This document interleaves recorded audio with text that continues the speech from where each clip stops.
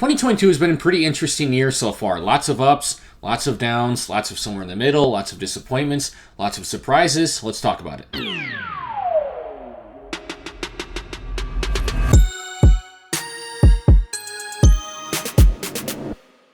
So we are about halfway through 2022 now, and I thought I would stop and make a video where I talk about my favorite, least favorite, and most disappointing movies of 2022 so far. Those will be the three categories: favorite, least favorite, most disappointing. And I didn't necessarily want to do a top 5 or top 10 or top 3 or whatever, any specific number. Just however many movies I felt warranted being mentioned on these specific lists are the ones that will be included in today's video. So without further ado, let's get talking about my least favorite movies of this year. And coming at number 3, my third least favorite movie this year is going to be X. Now, I know a lot of people really love this movie, and I can kind of understand why. There's certainly an appeal for this. It is kind of a Texas Chainsaw Massacre vibe, which makes sense. I didn't really like it because I'm not a big fan of the original Texas Chainsaw Massacre. Just not really on my wavelength, not my kind of vibe. Don't really like the way the movie makes me feel. It gets really weird. The first half is actually fairly compelling and fun. The second half gets really weird and goofy and disgusting and gross and not in a way that's compelling whatsoever to me. Like, for example, mild spoiler, but there's a scene where this old lady kills someone and then just dances for like 3 minutes straight. I'm like, okay, what are we doing here? Just getting a little bit indulgent. Like, naked old people. That's just stuff that I'm not really interested in. And then the characters themselves, I didn't really care for any of them. Just a movie that really lost me in the second half and got so weird in a way that I didn't find interesting or compelling whatsoever. My second least favorite movie of the year is going to be After Yang, another controversial pick because everyone who I follow on Letterboxd, everyone who I subscribe to on YouTube, all the big, people in this space who review movies and talk about movies and stuff and are big movie fans seem to really love this movie. I don't really get it. Again, this is a movie that's really just not for me. Very slow, very pretentious. I just couldn't get into it whatsoever. Like, there's scenes that go for several minutes where they're just talking about like the intricacies of tea, and like this is just so boring. I had a very hard time staying awake for this movie. I certainly can respect some of the technical aspects of it and the acting and stuff, but as far as the story and character development and all that and emotions, just none of it worked for me. I just kind of found the whole thing pretty pointless. But by far and away the worst movie of this year so far is Morbius. This is straight up trash. This is a movie that the other two I mentioned so far are movies that I can at least appreciate for the craftsmanship and the artistry and what they were going for. This is one I can't even say that about. This movie is a total dumpster fire from top to bottom. And the more I think about it, the more I talk about it, the more I realize how bad it actually is. I came out thinking it's not horrible. It's pretty damn horrible. I mean, Jared Leto is so over the top and not in a way that's enjoyable whatsoever. He's trying way too hard, and it doesn't work. So many side characters were completely wasted, like Tyrese and his cop partner didn't even have to be in the movie at all. The movie, what it sells you in the trailer, is not what the movie's about at all. I thought it was going to be about Leto's fight, Morbius's fight with himself, and having to figure out how to deal with the vampire side of himself, or if he's going to have to basically destroy himself to get rid of it. It's not about that at all. It just becomes a cliche battle between him and his friend, so a vampire versus vampire battle. And the action scenes are atrocious. Some of the worst action I've seen in a very long time. Really bad CGI, really weird slow-mo. The movie is weirdly paced and weirdly structured, and the tone is not even dark. Like, they wanted to go dark, but didn't even fully do that. So it's not light and it's not fun, but it's not dark either. It's just really dull and boring. And there's don't even get me started on those stupid after credit scenes. Might be the worst parts of the movie. Keaton, please come back to the MCU. You're way too good for the Sony whatever universe spunk whatever shit they're doing right now.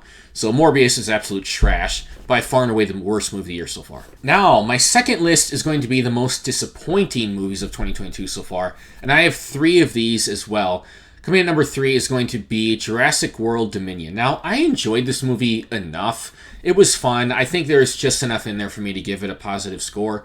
The best thing about the movie by far is seeing the old characters again and the character interactions. And it's certainly well-paced and enjoyable. I was never bored at any point in this movie, but they certainly take some very strange directions with the storyline. I mean, they set up a very simple but effective premise at the end of Jurassic World Fallen Kingdom, to where dinosaurs are living in the world amongst the humans.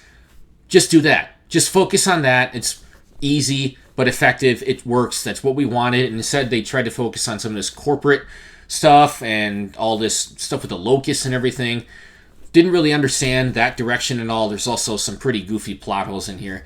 I had enough enjoyment out of this movie, but it was a massive disappointment. And if this is really the note that the Jurassic Park franchise ends on, it's not a very good one. My second most disappointing movie of the year so far is going to be The Batman. Another controversial pick, another movie to where most people I follow, subscribe to, have talked to about it, are obsessed with it, say it's a masterpiece, 5 out of 5, 10 stars, A+, whatever. I'm not quite there.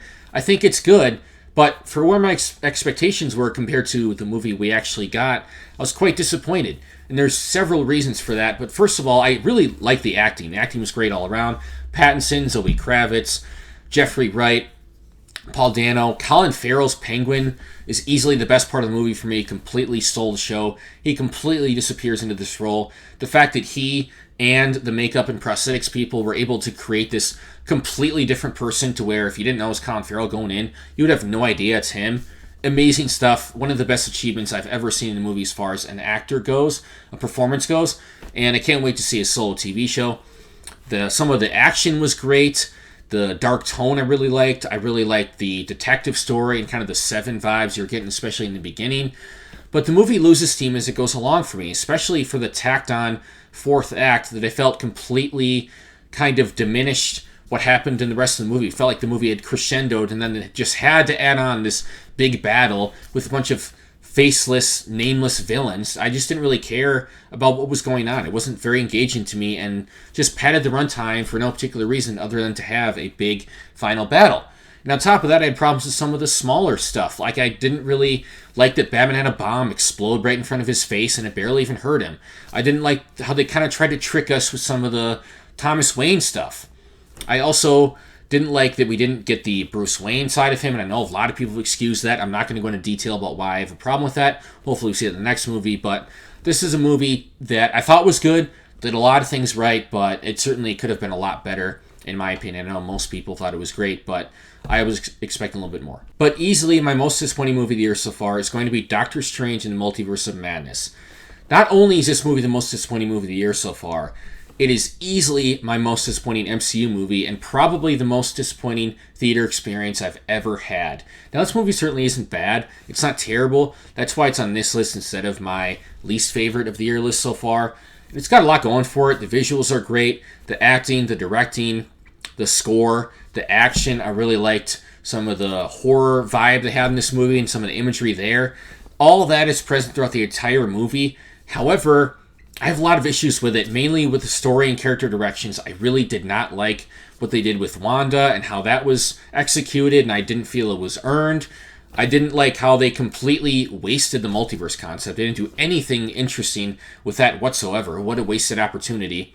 And then on top of that, I thought the tone was pretty inconsistent. Like, some stuff towards the end with Zombie Strange, it was cool, but also tonally felt really weird to me. And then the stuff with the post-credit scenes, lots of stuff that really frustrated me about this movie, and I got a lot more, but I want to make this video fairly short. So, Doctor Strange in Multiverse of Madness is easily my most disappointing movie of the year so far. And now for the best, and I got 4 of these, because I felt like there are 4 movies I want to talk about, and there's a lot I haven't seen yet that certainly could be on this list once I see them. But at number 4, I got Dog.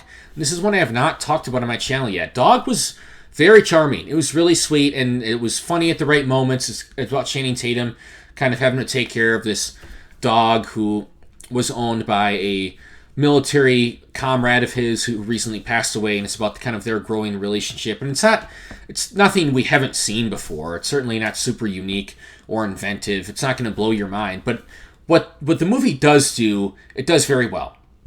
The relationship grows. It feels organic. The humor feels organic, and it comes at just the right moments. It's got a ton of heart, ton of emotion, and I really, really like this movie. My third favorite movie of the year so far is going to be Scream. 2022 or Scream 5 or 5 Cream, whatever you want to call it, this movie was shockingly awesome. It's my second favorite in the franchise. I think it is kind of a reboot or requel done the right way. I love the meta commentary. I love the new characters for the most part. I love the pacing, the tone, the gore is certainly amped up. It's the goriest movie in the franchise, and the stakes are really high. It feels like anyone can die in this movie, and I absolutely love that. Certainly, the killer was extremely predictable for me, and that's by far my biggest issue with the movie, but overall, I really, really enjoyed Scream 2022, and I can't wait for the new one. My second favorite movie of the year so far is going to be Top Gun Maverick. Talk about a surprise. This movie shocked the hell out of me. When early reviews are coming out talking about movie of the year, one of the best movies in years, I'm like, all right, that's a bit hyperbolic. But it's phenomenal. It's miles above the original, which I'm not a massive fan of. The original is enjoyable, but it's very much a product of the 80s. It's not necessarily a very good movie. Top Gun Maverick is a great movie with great characters, great performances, great character arcs, great emotional beats, a great story with a simple and clear goal that we're working towards, phenomenal action, by far and away the best dogfight scenes we've ever gotten in a movie before. It's more serious and the stakes are higher than the first one, but it also has some of the goofiness. It doesn't entirely lose that, so it still feels like a Top Gun movie. I can't say enough great about this movie. Top Gun Maverick is phenomenal, but there is one movie just a little bit better this year, and that is going to be Everything Everywhere All at Once. Holy shit, is this movie phenomenal. Absolutely blew me away and exceeded my expectations. Everyone was talking about how great it was before I watched it. I'm like, it's not actually that great. I mean, guys, calm down, because usually I find that to be the case when people are talking about in early reviews like, oh, it's one of the best movies I've ever seen. Like, I see that all the time. Like, okay, guys, calm down. In this case, it is absolutely true. Everything Everywhere All at Once is one of the best movies I've seen in years, one of the best movies I've ever seen in theaters. It does everything right. It is a super unique concept. It utilizes the multiverse much better than Multiverse of Madness does. This is probably my favorite version of the multiverse in any movie you've ever seen. Super creative, super inventive, stuff you'd never think of. It is also incredibly emotional with great themes and messages about the path not taken and, you know, would you rather be rich and famous or in love with a great person? Deep questions like that.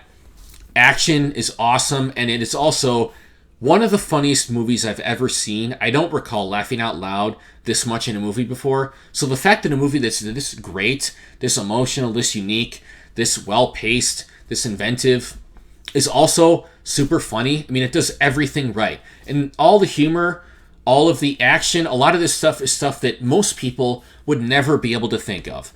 This is a movie experience that will never be replicated, and I absolutely can't wait to watch it again. So there you have it, guys. Those are my picks for my favorite, least favorite, and most disappointing movies of the year so far. What do you guys think? Do you have your picks? What are your favorite movies? What are your least favorite? What are some of your most disappointing movies of the year so far? Drop a comment below with your thoughts. Let's talk about it. And other than that, if you enjoy my content, subscribe and the notification bell if you enjoy this video. Like the video. And I got some cool stuff coming. So stay tuned. I'll see you soon.